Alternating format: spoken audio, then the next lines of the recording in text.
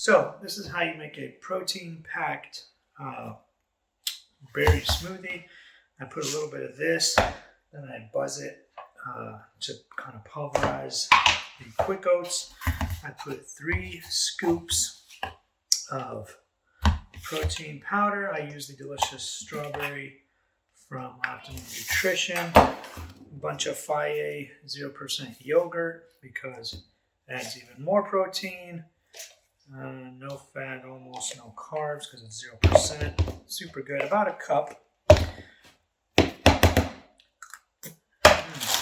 bunch of frozen berries.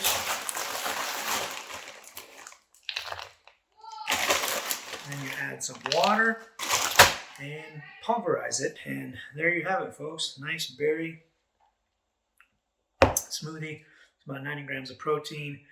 There are some carbs in it because I did add some of this. There's about 27, maybe, let's say 35 grams of carbs because of the berries.